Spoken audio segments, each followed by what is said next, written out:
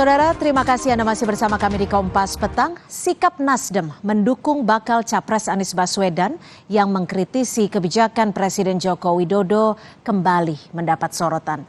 Politisi PD Perjuangan Gilbert Simanjuntak menilai sikap Nasdem yang berada di kabinet tapi mengkritisi kebijakan pemerintah dinilai tidak tepat. Apa yang membuat Nasdem tetap bertahan di kabinet dan bagaimana Nasdem menyikapi desakan mundur ini? Kita akan membahasnya bersama Bapak Saan Mustafa, Ketua DPD Nasdem Jawa Barat, Pak Nusirwan Sujono, Ketua DPP PDI Perjuangan, dan juga Profesor Karim Suryadi, Pakar Komunikasi Politik Universitas Pendidikan Indonesia. Selamat petang Bapak-Bapak, terima kasih untuk waktunya sudah bersama dengan kami di Kompas Petang. Petang. Ya, saya akan ke Prof. Karim terlebih dahulu. Ini Nasdem disebut-sebut oleh PDIP bermuka dua. Pendapat Anda soal ini?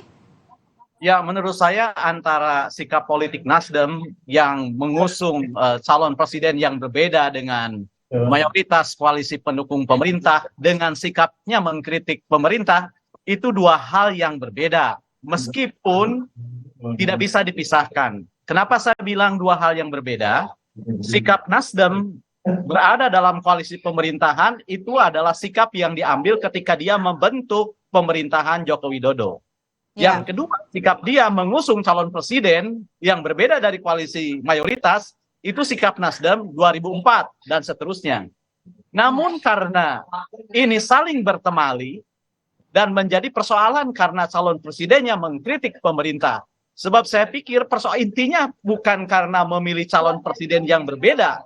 Sebab kalau dibandingkan dengan PDIP yang juga mencalonkan calon presiden yang berbeda dengan Golkar, dengan PAN, kemudian berbeda dengan Gerindra, itu tidak jadi soal, tapi kritiknya. Nah, oleh karena itu maka menurut saya, dan saya mendorong dan ingin mendengar sebenarnya, kalau keputusan Nasdem untuk memilih jalan yang berbeda dengan koalisi pendukung pemerintah sebelumnya, maka sebenarnya yang dibutuhkan adalah evaluasi yang kritis terhadap pemerintahan. Lalu evaluasinya seperti apa nih? Baik, gini, saya yakin keputusan Nasdem untuk berbeda dengan koalisi yang lain itu didasarkan atas penilaian terhadap pemerintahan Joko Widodo. Dan itu yang menjadi ciri sebuah sikap politik. Jadi saya ingin katakan bahwa hubungan antara satu partai, hubungan antara orang dengan penguasa dengan kekuasaan itu ada dua. Yang pertama, hubungan biasa saja sebagai pendukung. Yang kedua, hubungan yang mengidentifikasi diri. Nah, selama ini, seperti halnya partai-partai pendukung pemerintah, Nasdem sudah mengidentifikasi diri sebagai pendukung Joko Widodo, pendukung pemerintahan dipimpin oleh Joko Widodo, sehingga mengatakan kita adalah Joko Widodo.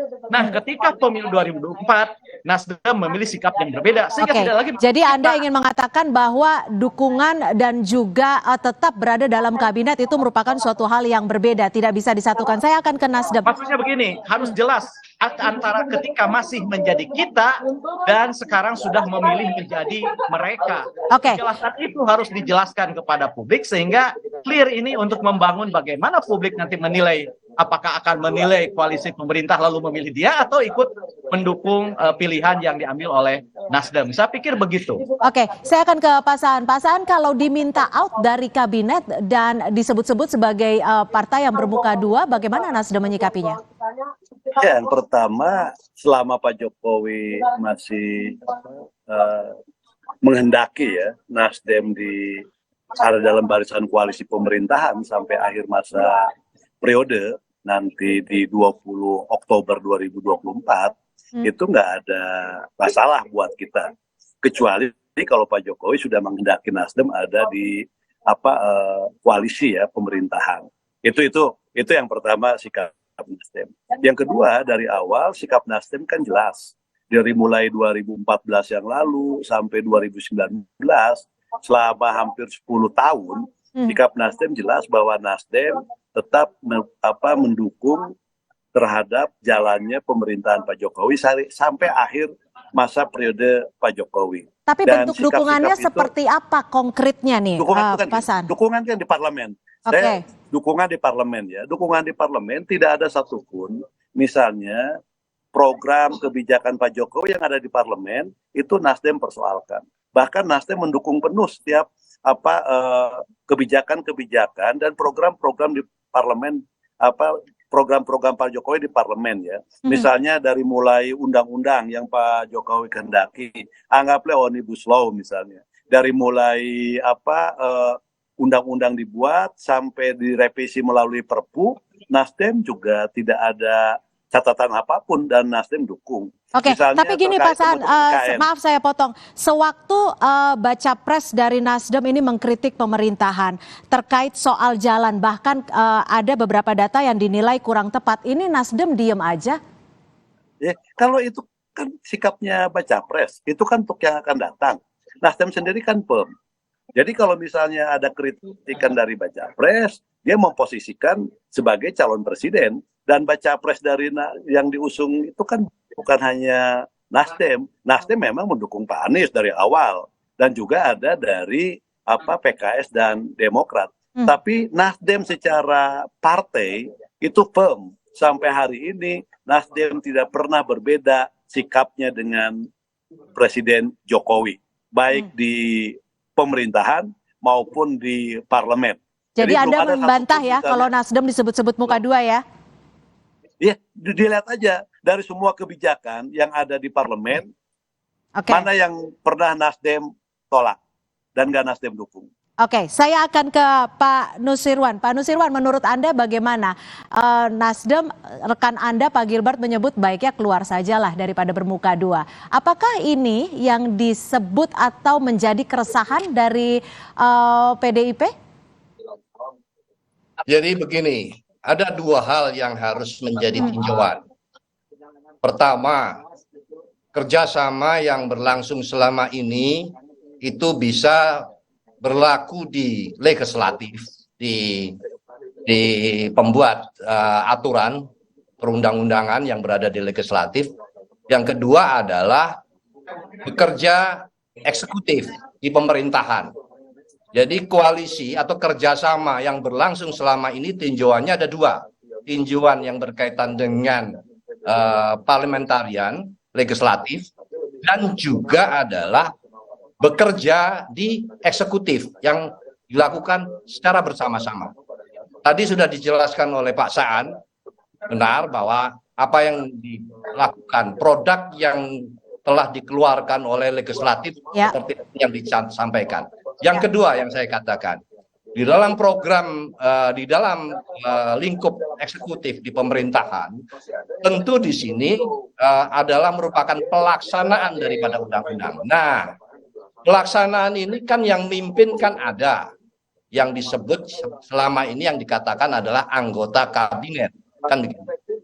Sekarang tentu bahwa tinggal masa bakti yang sisa dari periode kedua Pak Jokowi yang kira-kira tinggal 1,5 tahun. Jadi singkatnya PDIP sendiri resah atau tidak sampai mengeluarkan statement bahwa ada Nasdem ini disebut bermuka dua?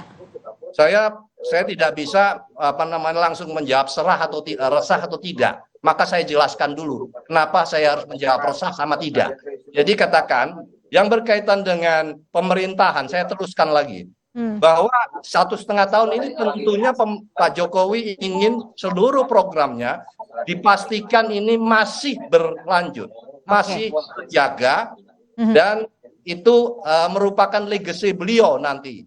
Bahwa program-program yang selama ini yang sudah dibuat berdasarkan undang-undang ini dikerjakan oleh sektor-sektor tersebut. Salah satunya sektor yang dipimpin oleh yang kita bahas sekarang ini. Nah, maka menjadi jaminan apakah atau katakanlah perlu menjadi catatan Presiden sebagai pemegang hak prerogatif, masih mampukah mereka itu menjalankan program yang kurang 1,5 tahun dengan dilatar belakangi oleh perbedaan pikiran.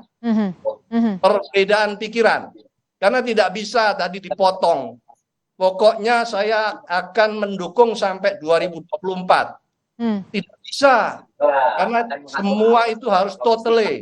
Kita harus memegang konsep secara utuh. Tidak bisa sebuah program itu setengah-setengah. Maka saya ingin mempertanyakan dan menjadi catatan, tentu hak prerogatif ada pada beliau Presiden untuk meninjau apakah untuk memberikan evaluasi dan analisa kira-kira masih sanggup nggak, masih bisa menyelesaikan tidak dengan latar belakang perbedaan pikiran untuk pasca 2004. Gimana Pak Saan? Masih sanggup tidak meskipun waktu hanya tinggal singkat bisa dikatakan? Ya sampai sejauh ini ya, saya belum pernah mendengar komplain dari Presiden terkait dengan soal kinerja para menteri yang ada dari Partai Nasdem. Apakah itu Menteri Pertanian, Kehutanan, dan bahkan dalam beberapa waktu yang lalu Menteri Pertanian kita merangkap dengan Menteri Perindustrian. Kinerja dari sisi pengendalian sektor pangan dan sebagainya juga saya tidak mendapatkan komplain apapun. Saya mendengar ya, misalnya Presiden saya baca, saya dengar di berbagai media. Meskipun visi misinya sudah berbeda ya, sudah lebih ke perubahan ya. Kalau visi misi kan kita kan gini loh. Kita ingin menjelaskan visi misi Presiden itu kan berakhir nanti di 2024 yang akan datang kan Oktober. Ini visi misi Presiden itu kan sampai 20 Oktober 2024 yang akan datang.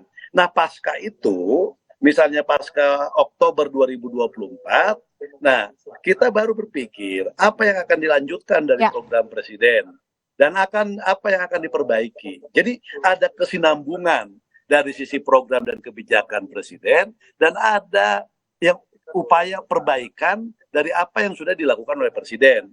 Maka dalam setiap apapun pasti di tengah kehebatan yang luar biasa misalnya, pasti ada celah yang bisa kita perbaiki kan. Tidak ada yang namanya sempurna. Tidak ada yang namanya orang 100% kan gitu loh kan. Ya, dalam meskipun menjalankan sebuah pemerintahan. Bisa dikatakan waktu hanya tinggal beberapa bulan lagi, apakah inkonsisten atau konsisten tetap bersama? Kalau itu saya pastikan selama Pak Jokowi menghendaki sampai akhir nanti Presiden menjabat 20 Oktober 2024, Nasdem akan konsisten. Kecuali kalau Presiden tidak menghendaki lagi, ya apa boleh buat kan gitu. Presiden dilempar bola. Baik, kita masih akan membahasnya. Kita akan bahas secara lengkap lagi. Tetap bersama kami di Kompas Petang.